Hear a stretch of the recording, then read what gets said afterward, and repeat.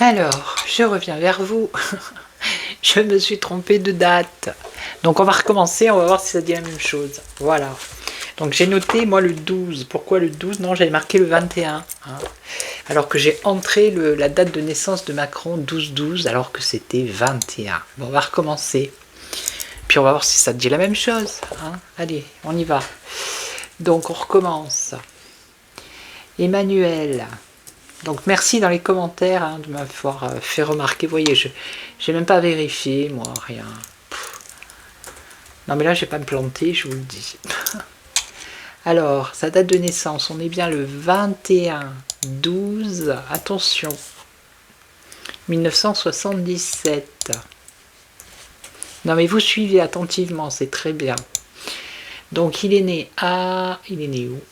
À l'heure, oh là là, 10h40. Voilà, donc j'ai pris les références sur AstroThème. Donc le pays, on a la France, B, C, D, E, F. Tac, tac, tac. Oh là là. On n'est pas loin. Là, la France. Oh non. La France, mon Dieu, à chaque fois.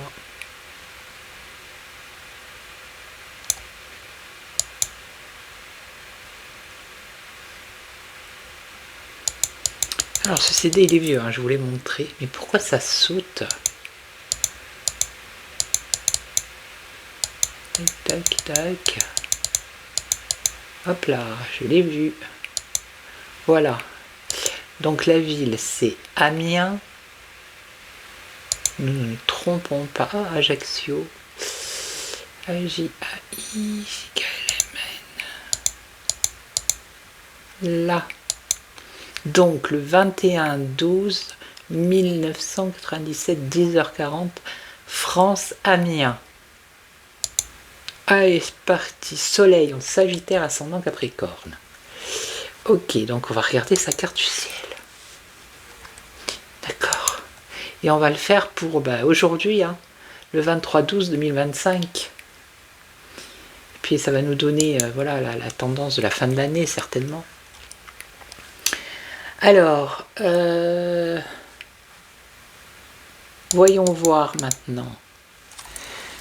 Alors, je crois que j'avais mon écho dans mon...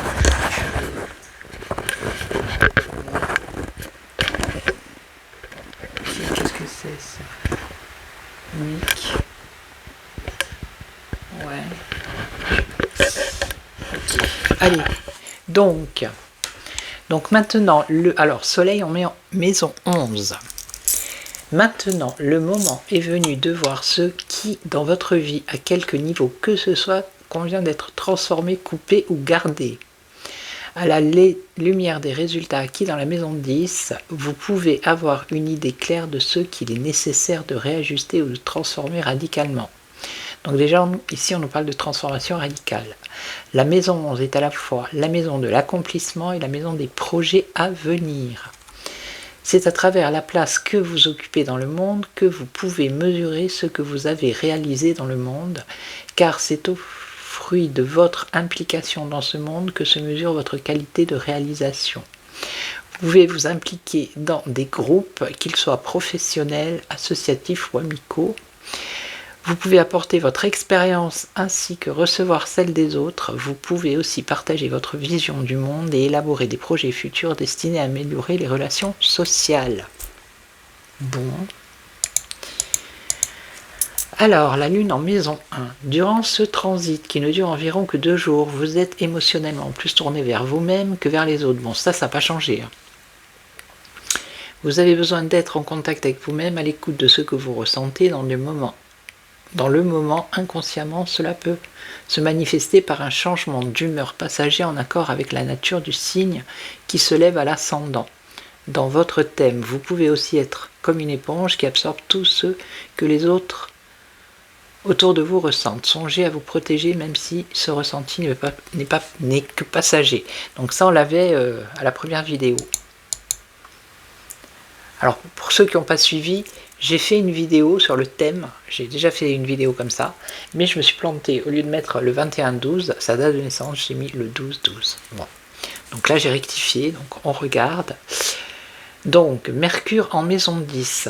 Donc Mercure c'est la communication il me semble. Durant ce transit qui ne dure pas très longtemps, la communication et les échanges portent principalement sur tout ce qui touche à votre profession et à votre vie sociale. Vous désirez partager ce que vous avez entrepris dans ces domaines et le faire connaître autour de vous.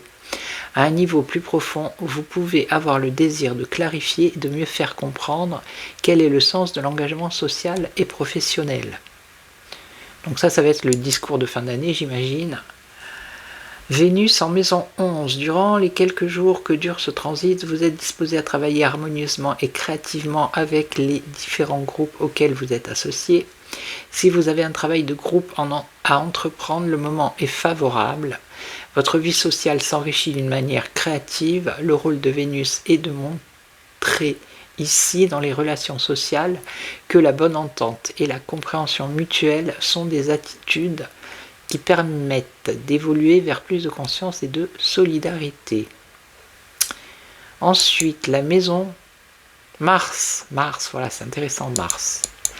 Alors, Mars en maison 12. Vous voilà arrivé au terme d'un cycle qui a duré environ 2 ans. On l'avait tout à l'heure aussi. C'est le moment de bilan dans un premier temps, au regard de tout ce que vous avez vécu durant ces 2 ans et de toutes les actions que vous avez entreprises.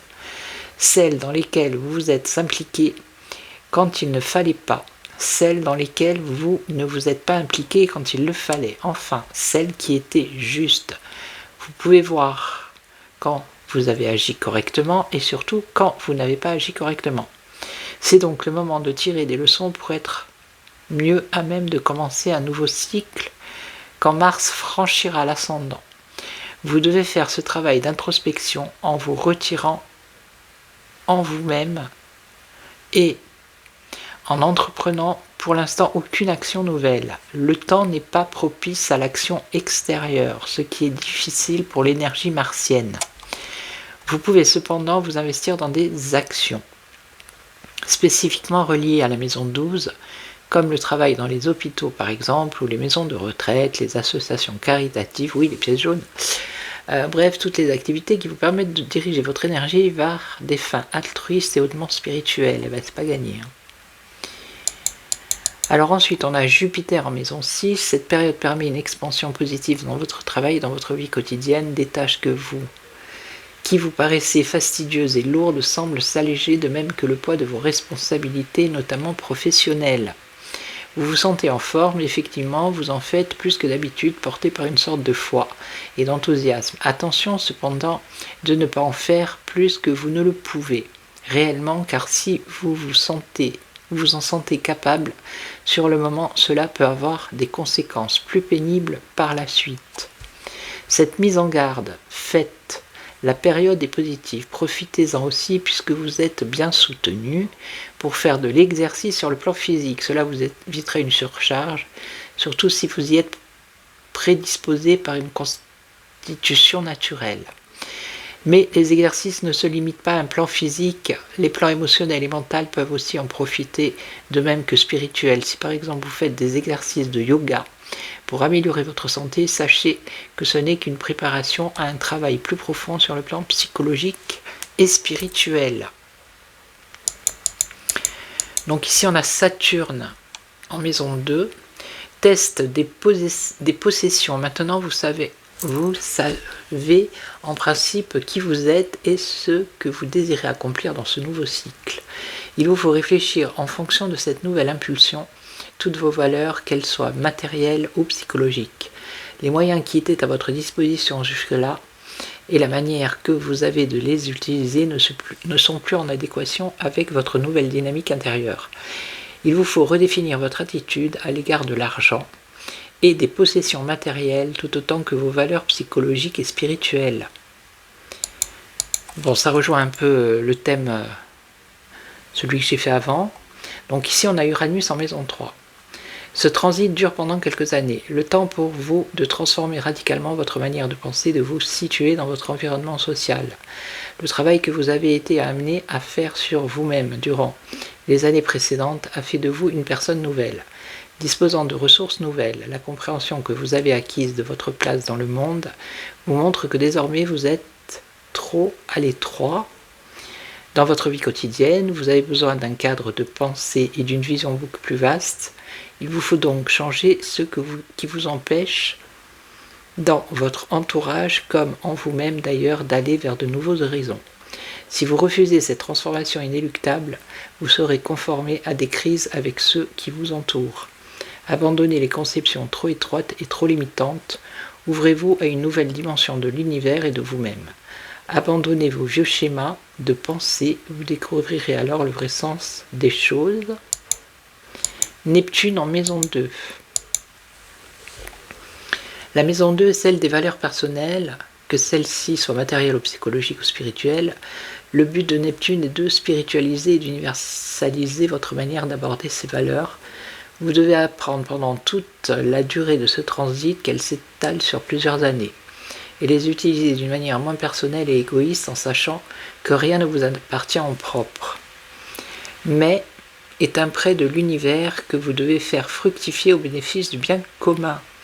Comme la maison 2 est à un premier niveau la maison de l'argent, il se peut que vous soyez appelé dans ce domaine à faire preuve de compassion et d'esprit de charité en gardant toutefois les pieds sur terre.